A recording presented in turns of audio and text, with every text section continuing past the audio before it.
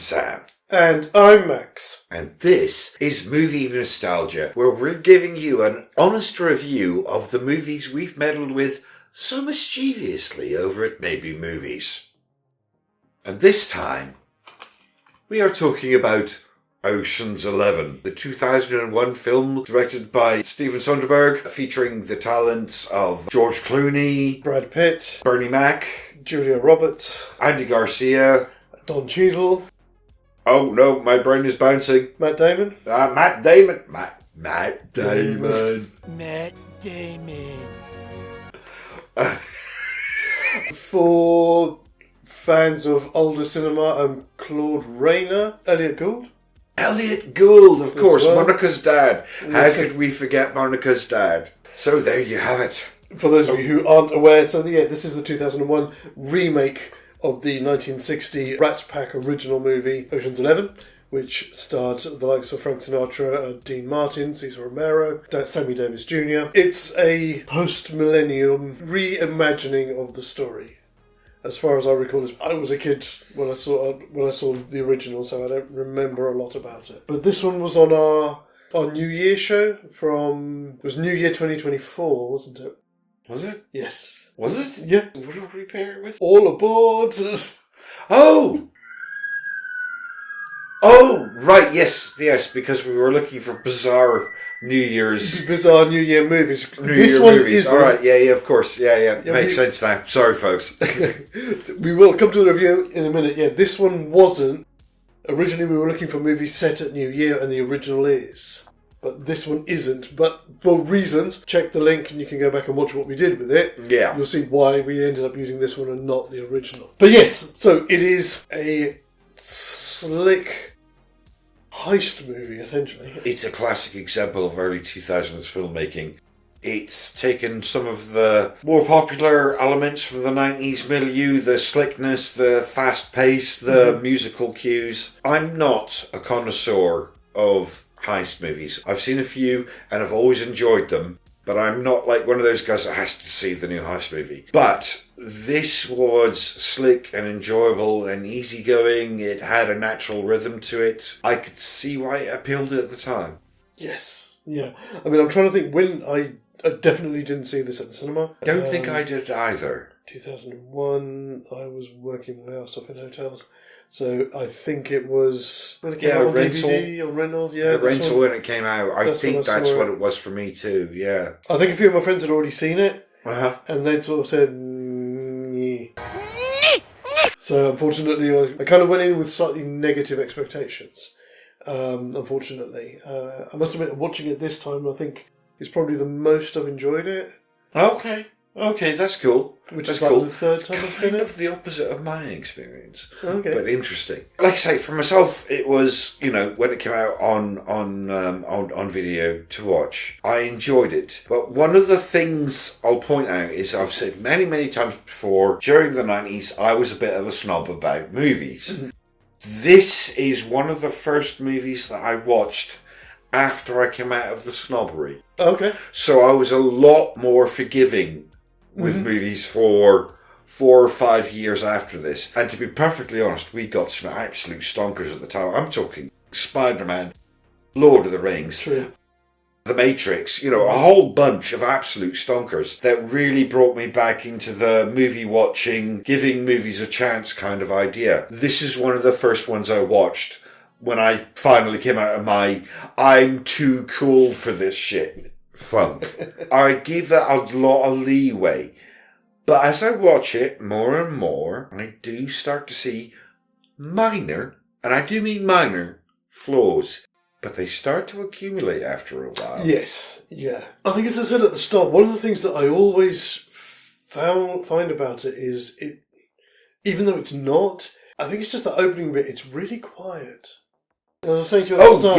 Yeah. I'm having to crank the volume up. It's not just me. It's not just my ear hearing. It's the movies. Almost like it's too cool to be loud. I know. I honestly, because I am partially hard of hearing. You can't see it because I'm not wearing my hearing aids because I'm crap. And actually, large portions of the movie were pretty much incomprehensible to me. this last watch. The only reason I was able to follow along is because I've seen this movie enough times. If I didn't know what was going on, I would have been lost. People mumble, they whisper, it's just such a seductive way of doing things. Does that make any sense, folks? I mean, yes, it's sexy and it draws people in, but for those who have difficulties, no, we can't tell what the hell is going on. Xadrum is more than just curious content on YouTube. We're also a small publishing house, with books covering a range of genres from 1940s pulp adventure to children's novels, and even a touch of the macabre for those who like their literature on the dark side. Our titles are available in both paperback and ebook formats. Ebooks are available on Amazon, but physical copies can only be bought exclusively through our website at xadrum.com. Jeff's got enough cash as it is, so why not help us little guys grow and thrive? Links can be found in our banner and in the description to all of our videos, and we look forward to helping you indulge your itch for escapism. It's a remake of a movie from the 60s, which were very much colorized by how bombastic they were. How do you try and carry the torch forward for like a story like this or a franchise like this by not entering into at least some degree of that as well? You've taken that away from it, and it just makes it. I'm jabbering. No. I'm sorry, no. What you're saying makes sense. And the thing I think their idea was, they modelled it on their principal character, who was played by George Clooney. And George Clooney always has had a very soft way of speaking, very quiet, reserved way of speaking. Well, your best better get a hell of a lot fucking better, or you are going to feel a hell of a lot fucking worse. And that's how he carries his message over. But that doesn't always work with every character and every actor. But because, as the principal, he was setting the tone throughout, it was just too low. It was a little too quiet. Like I said, if it hasn't been for the fact that I've seen this movie so many times, I would have been lost tonight watching it. Because there were bits when people were just going...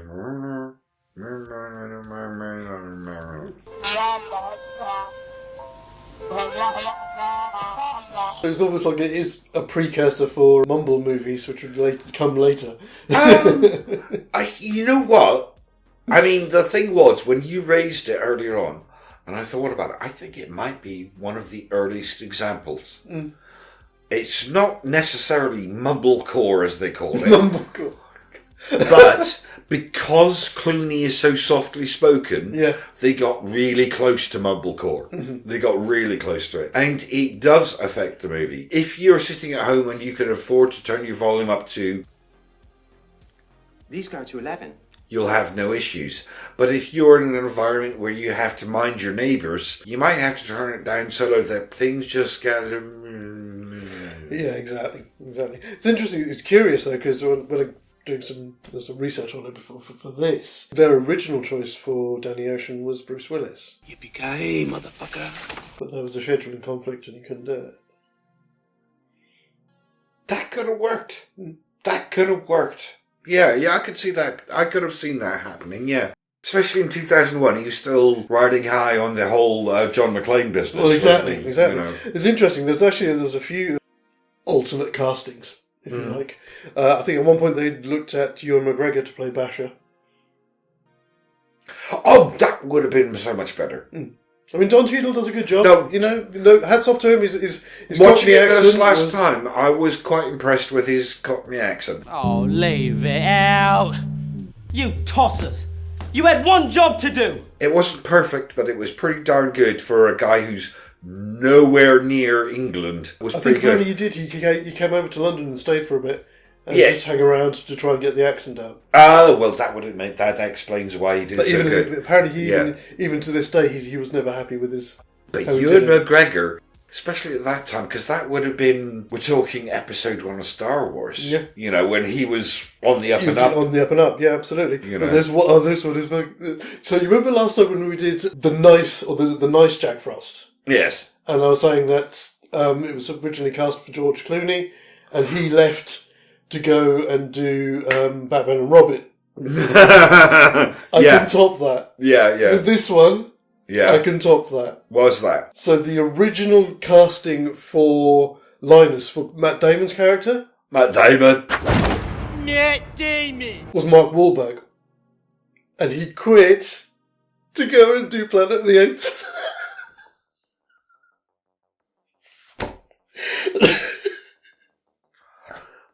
I mean, I'll be honest. I'm gonna be honest. I think Matt Damon was the better choice. Yes. Regardless, I think Matt Damon is the better actor. Mark Wahlberg has his place. He has things he can do very well and things he can't do very well. And we saw that in that movie. But I'm not going to dwell on that. We are not going to have a tangent. No, we're not. I think Matt Damon was definitely the better choice Yes. Yeah, for absolutely. the two actors. So thank goodness. Thank goodness is all I can say. So anyway, very quickly, as we said, it's a heist movie. Just to give you sort of a bit of a breakdown of the synopsis. We start with our main character, Danny Ocean, played by George Clooney, coming out of prison, having a mind to take the man who stole his wife-ish to the cleaners, which involves getting a crew together and robbing the box from not one, not two, but 3 casinos. In Las Vegas, no less. All in one hit on fight night. No worries, it'll be easy.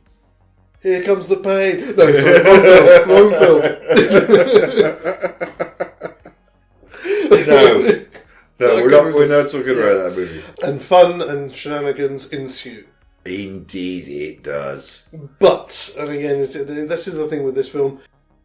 As I said, I've enjoyed it more this time than I think I've ever enjoyed it before. There are issues. You don't love it. You like it, but you don't love it. My problem with it, and again, I don't know. Can we go into spoilers? Yeah, it's 25. It's nostalgia. 24 years old. It's isn't nostalgia. It? Yeah, exactly. My problem is they hoodwink the audience. There's so much stuff in this that is set up, and they postulate it like, oh shit, things go wrong, but technically they don't. No, technically they don't. And that's a problem for me, because it means that the majority of my sense of my thrill of the peril of their situation is completely blown out the window, because actually everything's going by the numbers. Yeah, it's complete subversion. Yeah. Yeah. And that's why it lets the movie down for me. Yeah, that's interesting for me, because obviously I didn't get that from this movie the first time I watched it. For me, it was a new and interesting idea. But pie. the Now You See Me film Yes. does the same routine, but in a much more pretentious fashion. And when I was watching that film the first time, the whole way through the actual heist portion of the film, I was thinking, this is Ocean's 11. It's all about misdirection. Like I say, when I first watched this film, I gave it an even chance, and I quite enjoyed it. But it's one of those movies I've not watched loads of times. I've probably watched it 6, 7 times? And I'm gonna be honest, every time I've watched it, it's gotten weaker. I always enjoy the first 2/3. The first 2 acts, I think, are good. That is good. That is good. Ensemble work, it's good. Character work, it's good. Cinematography, I enjoy the hell out of that. I'd agree with that. This time I noticed a lot more of the nuances in there. There are some wonderful little bits of quite subtle sort of physical humour in it. Yeah, and there's a lot going on. And I'd missed them before. So there is a lot to be said and to be seen in the film. Absolutely. But every time I watch it, it's the final act that gets weaker and weaker and weaker every time I watch it. I don't hate it, don't get me wrong. I've seen other heist movies do it better. Yes. And it's not about the twist or the contrivance. It's something about the structure of the third act that just doesn't work right. And I am going to point out what I pointed out earlier on. there's a particular moment, obviously post-heist, as everybody's doing the getaway, when Julia Roberts' character is able to observe what's going on in a fashion that doesn't make an awful lot of sense. And if you actually look at the view she's getting, i.e. the screen she's looking at, it looks, quite frankly, enormously fake. It looks like a second blind, a second trick, but it's not. It's just a very badly constructed scene, and I don't know why. It makes the ending feel fake when it shouldn't. Yeah, agreed. It bugs me. I don't like it. No, sir, I don't like it. It obviously did its job when it came out. It was made on budget for 85 million and took just shy of 450 million worldwide. Well, that's just shy of 451 million. That's pretty sweet. So, that is back when we could get a mid-range movie and make some money from it. Yeah, exactly. Fuck IPs, One other tiny little bit of trivia I did see. So, do you know the scene where they introduce Julia Roberts' character and it's Brad Pitt and Matt Damon stood by the fountain and she comes down the stairs? Mm-hmm. They had loads of problems shooting that film, that scene. They had to shoot it about 20 times to get it right. Don't know why, they did. But in that scene, Brad Pitt's eating shrimp. Yeah, right, okay. He ate 40 before they got the scene right. Personally, the closest I've ever come is I was an extra in the movie and I was asked to smoke in the background. I think we did 20 takes. Thankfully, the take was only long enough to smoke a quarter of a cigarette. But I had to make a cigarette, smoke a quarter of a cigarette, put it out, make a cigarette, smoke a quarter of a cigarette.